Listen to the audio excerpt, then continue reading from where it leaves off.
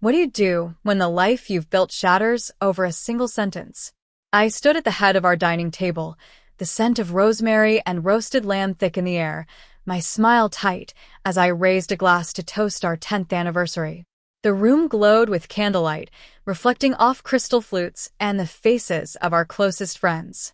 My husband, James, sat to my right, his hand resting casually on mine, warm and familiar.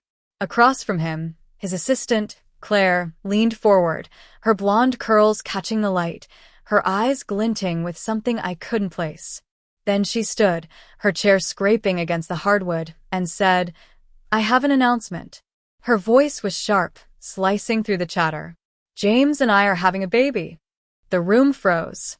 My glass slipped, shattering on the floor, wine pooling like blood. James's hand went cold. I looked at him, waiting for denial, for rage, for anything. He just stared at his plate.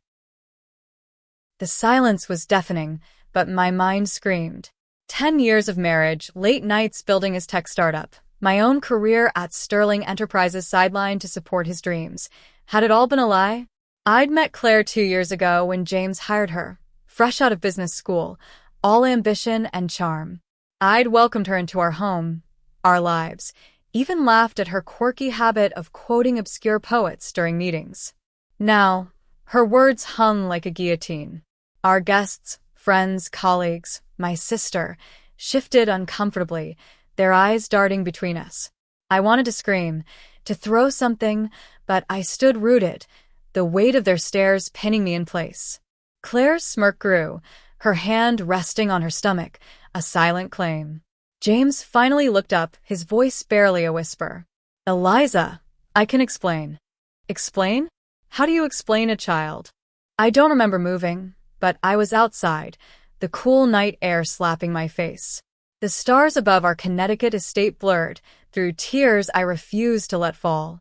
James followed, his footsteps crunching on the gravel. "It was a mistake," he said, his voice breaking. "It happened once, months ago." I spun to face him, my voice low, venomous. "Once, and now she's carrying your child." He flinched, his broad shoulders slumping, the confident CEO reduced to a man caught in his own wreckage. I wanted to believe him, to cling to the life we'd built, but Claire's face, her smug certainty, burned in my mind. "I trusted you," I said, each word a blade. "And her." He reached for me, but I stepped back, the distance between us a chasm. Inside, the dinner party dissolved into awkward goodbyes. Claire lingered, her coat draped over her arm, her eyes meeting mine with a challenge. "I didn't mean to hurt you," she said, her voice soft but laced with something sharper. "But James deserves to know his child." I wanted to slap her, to erase that false sincerity, but I held my ground. "Get out," I said, my voice steady despite the storm inside.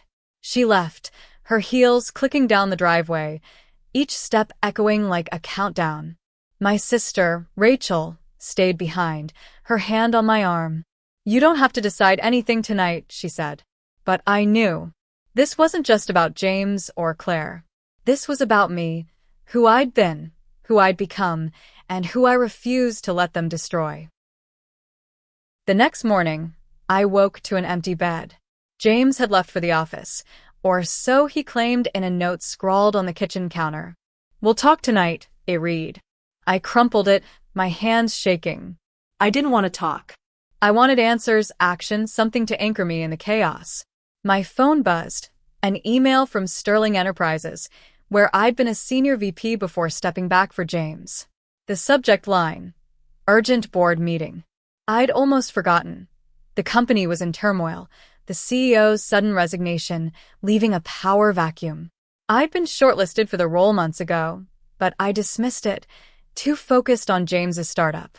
Now, the board wanted me in New York by noon.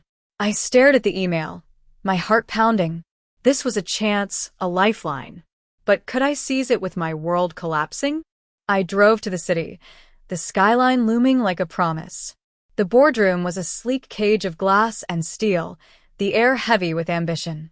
The directors, mostly older men in tailored suits, watched me with a mix of skepticism and curiosity.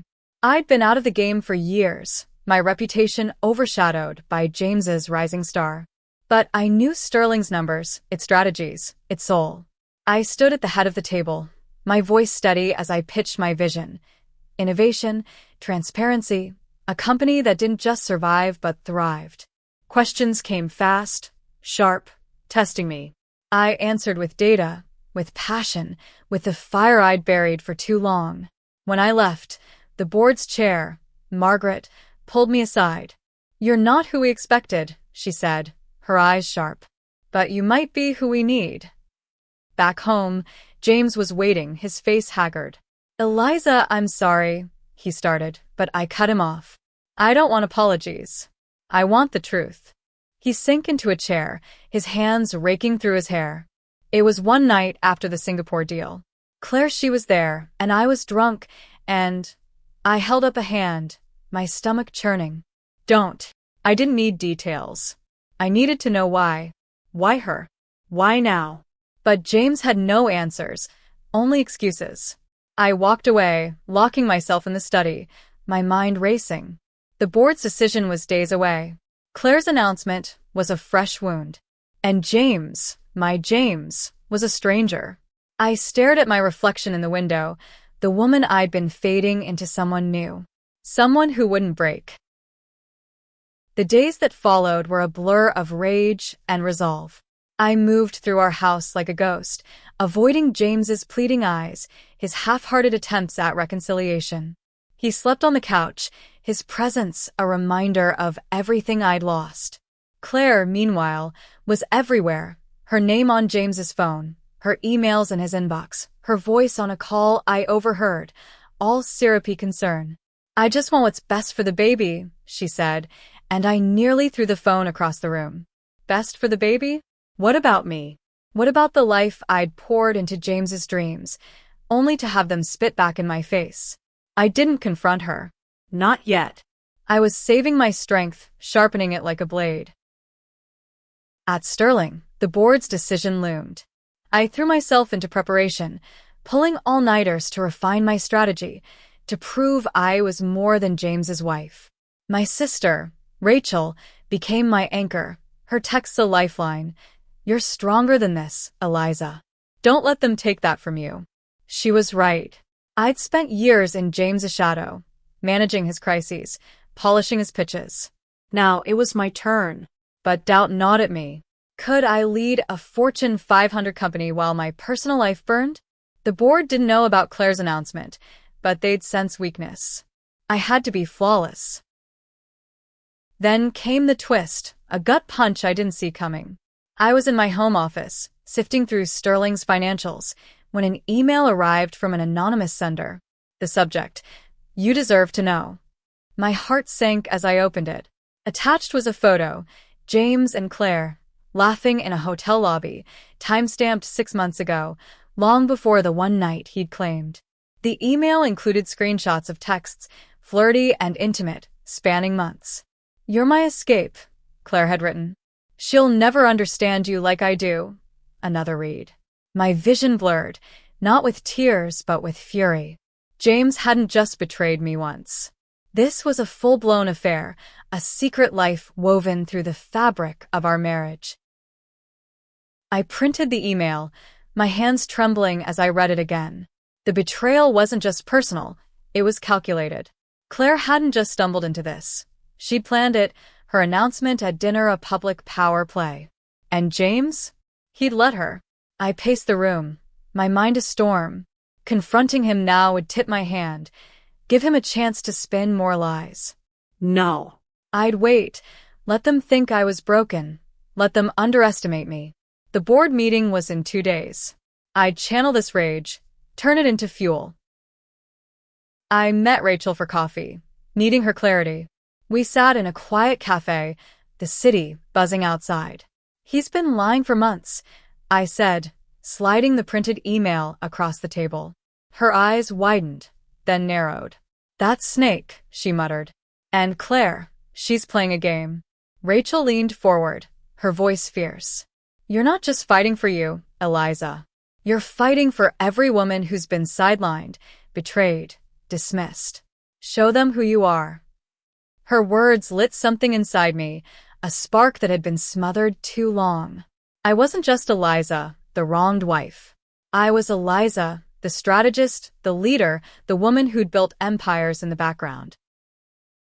Back at Sterling, I walked into the boardroom with a fire in my chest. The directors were there, their faces a mix of curiosity and doubt. Margaret, the chair, nodded as I began. I laid out my plan: aggressive expansion, sustainable innovation, a culture that empowered every employee. I didn't just pitch, I commanded. When a director questioned my absence from the C-suite, I didn't flinch. I've spent years building success for others, I said, my voice steady. Now, I'm ready to build it for Sterling. The room was silent, but I felt their respect shift, a tide turning. As I left, Margaret's eyes met mine, a faint smile on her lips. We'll have a decision soon, she said. I nodded, but inside, I was already planning my next move. That night, James tried again. He cooked dinner, a pathetic attempt at normalcy, but I couldn't stomach it. Eliza, please, he said, his voice raw. I love you. I messed up, but we can fix this. I looked at him, the man I'd loved for a decade, and saw a stranger. Fix this, I said, my voice cold. You build a life with her behind my back. His face crumpled, but I didn't care. The anonymous email burned in my pocket, a secret weapon I wasn't ready to use. Not yet. Claire was still out there, her smugness a challenge I'd meet on my terms. The board's decision was coming, and with it, a chance to rewrite my story. I wasn't just fighting for a title. I was fighting for myself. The board's decision came at dawn, a single email that changed everything. Eliza, the board has unanimously selected you as Sterling Enterprises' new CEO. I read it twice, my heart pounding, the words a lifeline in the chaos. I was in my study, the house silent except for the hum of the coffee maker. James was still asleep on the couch, his presence a weight I couldn't ignore. I should have felt elation, but all I felt was resolve. This wasn't just a promotion, it was a declaration. I was done being the supportive wife, the silent partner. I was Eliza Kane, CEO, and I'd make sure everyone knew it. I didn't tell James. Not yet. I wanted to see his face when the news broke, to watch him realize the woman he'd betrayed was no longer his shadow. Instead, I drove to Sterling's headquarters, the city waking in shades of gold and gray. The office was a hive of activity, employees whispering about the leadership shakeup. I met with Margaret and the executive team, outlining my first moves, a restructuring to cut inefficiencies, a bold push into AI-driven solutions, and a commitment to transparency. No more secrets, I said, my voice firm, the irony not lost on me. They nodded, impressed, but I felt Claire's shadow lurking. She worked for James's startup, not Sterling, but her influence bled into my world. That afternoon, I got a call from an unknown number. Eliza, it's Claire. Her voice was smooth, calculated. I heard about your promotion. Congratulations. I gripped the phone, my pulse racing. What do you want? I asked, my tone ice. She laughed, a soft, mocking sound. Just a talk. Woman to woman. I know you're hurt, but this baby, it's a reality. James and I were connected now. I wanted to scream, to tell her she'd never be more than a mistake, but I held back. You think you've won, I said, my voice low. But you don't know me. I hung up, my hand shaking, her words a match to my fury. She wasn't just a threat to my marriage, she was a threat to everything I was building. I needed to know more. I contacted a private investigator, a discreet contact from my Sterling days. Find out everything about Claire, I told him. Her past, her motives, everything. He promised results within days. Meanwhile, I threw myself into my new role, meeting with department heads, analyzing reports, and mapping out Sterling's future. But at night, alone in my office, the anonymous email haunted me. Who'd sent it? Someone who knew James and Claire's affair. Someone who wanted me to know. A disgruntled employee? A friend? Or Claire herself, playing a deeper game? The uncertainty gnawed at me, but it also sharpened my focus. I wouldn't let her control the narrative. The confrontation came sooner than I expected. James's startup was hosting a gala, a glitzy event to pitch investors. I'd planned to skip it, but Rachel convinced me otherwise. "Show up," she said. "Show them you're not hiding." So I did, in a sleek black dress that screamed power, my CEO title a silent armor. The venue was a rooftop ballroom, city lights glittering below. James spotted me first, his face paling. "Eliza, you came," he said, his voice a mix of relief and fear. Before I could respond, Claire appeared, radiant in red, her hand on James's arm. "Eliza," she said, her smile ablaze. "So good to see you." The air crackled, guests watching, sensing the tension. I smiled back, my eyes locked on hers. "Congratulations on your news," I said, my voice dripping with control. "But let's be clear, this changes nothing." Her smile faltered, just for a second, and I felt a surge of triumph. James stepped between us, his voice low. "Let's not do this here." But Claire wasn't done. "You're a strong woman, Eliza," she said, loud enough for others to hear. "But some things are bigger than strength. Like family." The word hit like a slap, but I didn't flinch. "Family," I said, stepping closer, "is built on trust. Something you wouldn't understand." The room seemed to hold its breath, the tension a living thing. I turned and walked away, my heels clicking, every step a promise. I wasn't just fighting for James.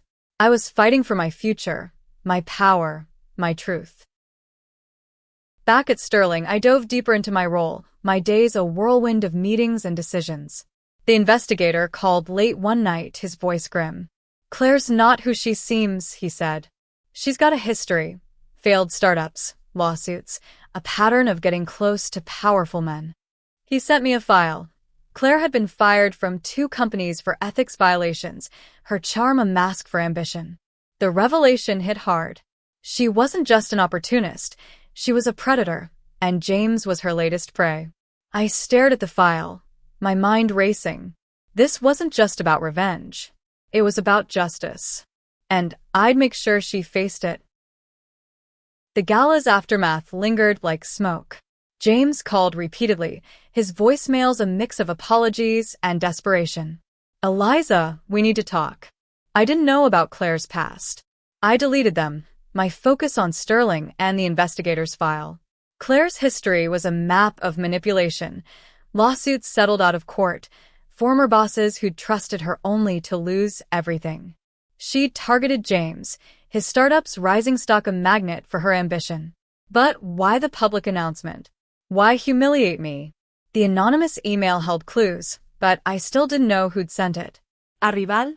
A whistleblower? I needed answers, and I needed them fast. At Sterling, I was a force. My first week as CEO, I greenlit a new AI division, streamlined operations, and won over skeptics with results. Employees whispered about my intensity, calling me the phoenix behind my back. I liked it, but Claire's shadow loomed. She was still James's assistant, still in my orbit. I couldn't fire her. That was James's domain, but I could outmaneuver her. The investigator dug deeper, uncovering a link. Claire had been in contact with a Sterling board member, Richard Holt, before my appointment. Holt had opposed my candidacy, pushing a male colleague instead. Was Claire playing a bigger game, undermining me at Sterling? I confronted Holt at the next board meeting, my tone casual, but my eyes sharp. "Richard, I heard you had concerns about my leadership. Care to share?" He shifted, his face reddening. "Just wanted the best for Sterling," he muttered. I leaned forward, my voice low. "So do I. And I don't tolerate games." He looked away, but I'd planted a seed. If he was Claire's ally, he'd slip up eventually. Meanwhile, I tightened my grip on Sterling, my every move calculated to solidify my power. The press took notice, articles praising Eliza Kane, Sterling's new visionary. Each headline was a brick in my new foundation, a shield against Claire's poison. James begged for a meeting, and I relented, but on my terms at a neutral cafe, not our home.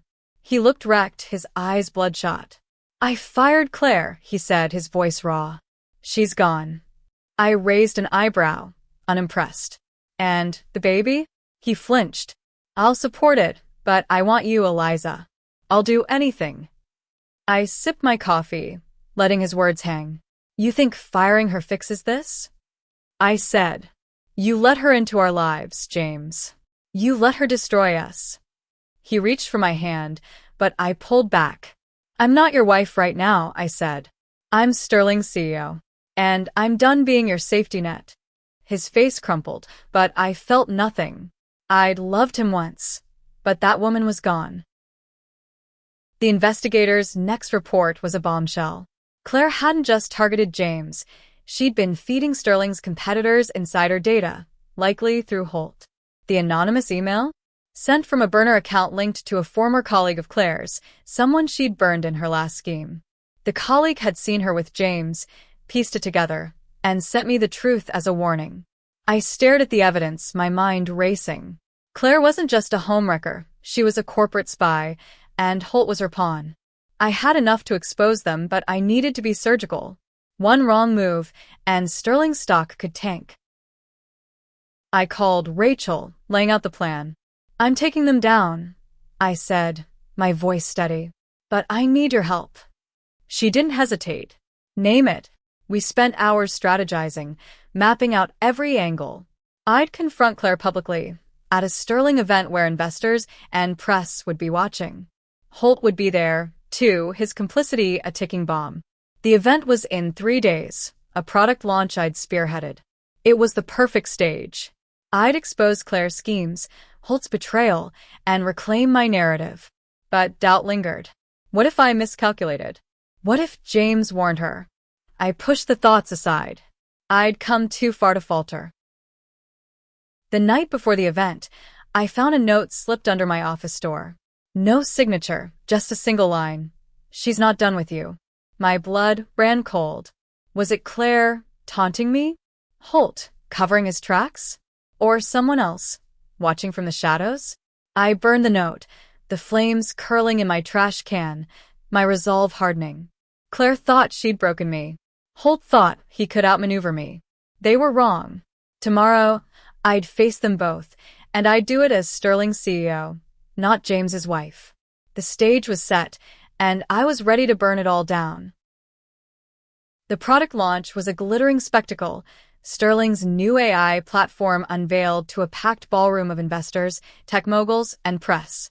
I stood at the podium, my navy suit sharp, my voice steady as I detailed the platform's potential to revolutionize industries. The crowd applauded, cameras flashing, but my eyes scanned for Claire. She was there, near the back, her red dress a deliberate echo of the gala. Holt stood nearby, his smile tight, unaware of the trap I'd set. James was absent. He texted about a family emergency, but I didn't care. This wasn't about him anymore. It was about me and the empire I was building. I stepped down from the podium, mingling with guests, my every move calculated. Rachel was in the crowd, her presence a silent signal. The investigator had given me everything. Emails between Claire and Holt, proof of her leaking Sterling's data, even recordings of her boasting about owning James. I'd shared the evidence with Margaret, the board chair, that morning. She'd been livid, promising Holt's removal, but I'd asked for one thing. Let me handle Claire. Margaret agreed, her eyes gleaming with respect. You're ruthless, Eliza, she'd said. I like it. I approached Claire, my smile a mask. Enjoying the event? I asked, my voice light. Her eyes narrowed, sensing the trap, but unable to resist. It's impressive, she said, her tone dripping with condescension. But you must be exhausted, juggling all this and James. The crowd around us quieted, sensing the tension. I stepped closer, my voice low but clear. You're done, Claire. I know about the leaks, the lawsuits, your little games with Holt. Her face paled, but she recovered fast, laughing. You're paranoid, Eliza. This is beneath you. I held her gaze, unflinching. The board has your emails. The press will have them by morning. The room seemed to tilt, eyes turning to us. Claire's smile froze, her hand twitching toward her purse. Holt stepped forward, his voice sharp. Eliza, this isn't the place. I turned to him, my voice cutting through the murmurs. It's exactly the place, Richard. You've been selling Sterling secrets. Both of you. I nodded to Rachel, who signaled security. 2 guards appeared, their presence a quiet threat. Claire's eyes darted, her composure cracking. You can't prove anything, she hissed. I leaned in, my voice a whisper. I already have. The crowd parted as security escorted her out, cameras flashing, her humiliation public. Holt followed, his face ashen, his career in ruins. The aftermath was chaos. Reporters swarmed, but I was ready, my statement calm and authoritative. Sterling Enterprises stands for integrity. We've addressed internal threats and are stronger for it. The stock dipped briefly, but my swift action, coupled with the AI platform's success, sent it soaring by morning. Social media buzzed, calling me the CEO who cleaned house. But victory felt hollow. Claire was gone, Holt was out, but James remained, a wound that wouldn't heal. I drove home, the city a blur, my mind replaying Claire's defeat. She'd underestimated me, and it had cost her everything. At home, James was waiting, his face drawn. I saw the news, he said. You destroyed her. I looked at him, my voice cold. She destroyed herself. And you helped. He flinched, but I wasn't done. I pulled out the anonymous email, the printed texts, and slid them across the table. You lied about everything, I said. This wasn't one night. It was months. He stared at the papers, his voice breaking. I didn't know how to stop it. I laughed, a bitter sound. You didn't want to. I walked away, leaving him with the wreckage of his choices. The house felt empty, but for the first time, I didn't feel alone. I was enough. The next day, I met with the board, outlining my next steps, a full audit, stricter ethics protocols, and a vision for Sterling's global expansion. They listened, nodding, their trust in me absolute. Rachel called, her voice proud. You didn't just win, Eliza. You rewrote the rules. I smiled, the weight of the past weeks lifting. Claire was gone, her schemes exposed. Holt was facing legal action. And James? He was moving out, his startup faltering without my support. I'd lost a marriage, but I'd gained something greater, myself. The weeks after the launch were a whirlwind. Sterling stock hit record highs, and my face was on every business outlet, dubbed the CEO who turned betrayal into triumph. I leaned into the role, my days filled with strategy sessions, international calls, and a relentless drive to make Sterling untouchable. But at night, alone in my new apartment, our Connecticut house now on the market, I felt the echoes of what I'd lost. Not James, but the woman I'd been, trusting, hopeful, willing to sacrifice for love. That woman was gone, replaced by someone sharper, stronger, unafraid. I didn't see Claire again, but her name surfaced in the news, a lawsuit from James's startup, accusing her of fraud. She'd vanished, likely hiding from the fallout, but I didn't care. She was a ghost, her power stripped. Holt's resignation was quieter, his name erased from Sterling's records. The anonymous emailer reached out again, revealing themselves as Claire's former colleague, now a whistleblower at another firm. I saw what she did to you, they wrote. I couldn't stay silent. I thanked them, a small act of closure in a storm of change. James tried to rebuild bridges, sending letters, flowers, even showing up at Sterling's lobby. I had security turn him away. His startup was crumbling, investors spooked by the scandal. Part of me pitied him. He'd been Claire's pawn, too, but pity wasn't forgiveness. He'd made his choices, and I'd made mine. I signed the divorce papers, my hand steady, the ink a final line between us. Rachel hosted a small dinner to celebrate, just us, and a bottle of wine. To new beginnings, she toasted, her eyes shining. I clinked her glass, a smile breaking through. To me, I said. Sterling became my sanctuary.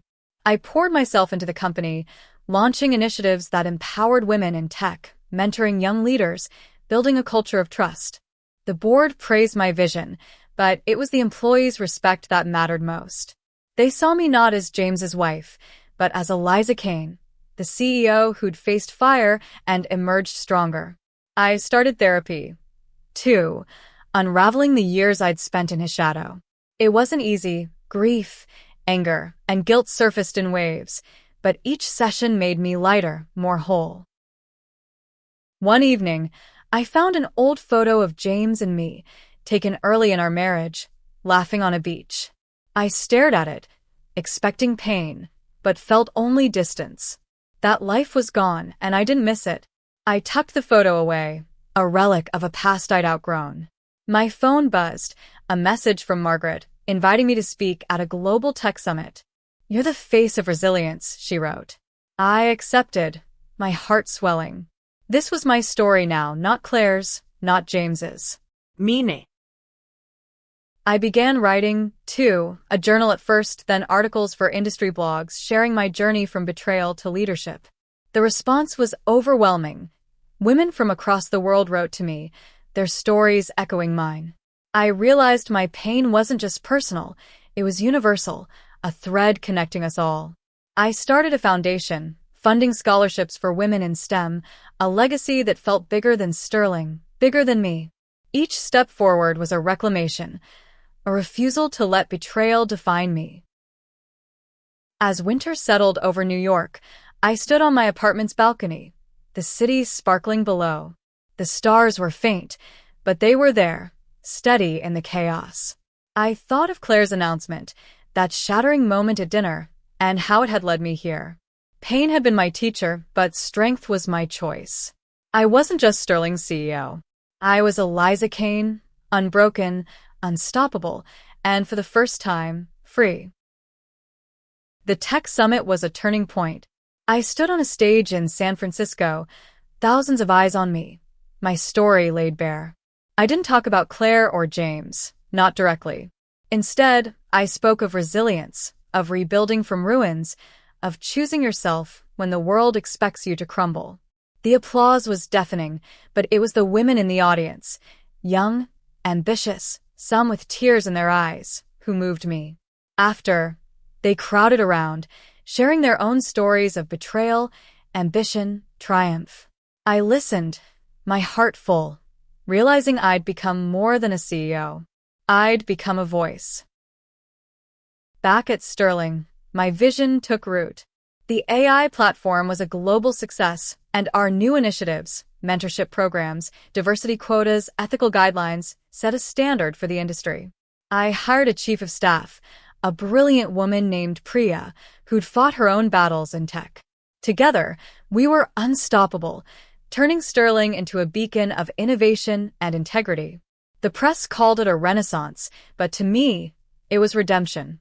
I'd taken a company on the brink and made it soar, just as I'd done for myself.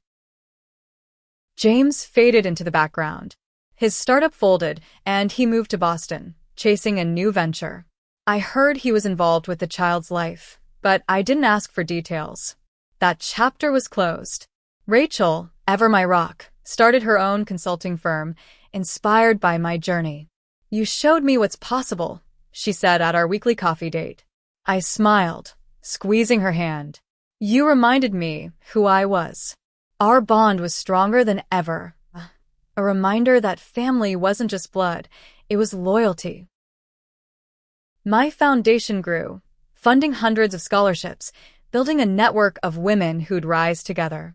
I spoke at universities, boardrooms, even Capitol Hill, advocating for systemic change.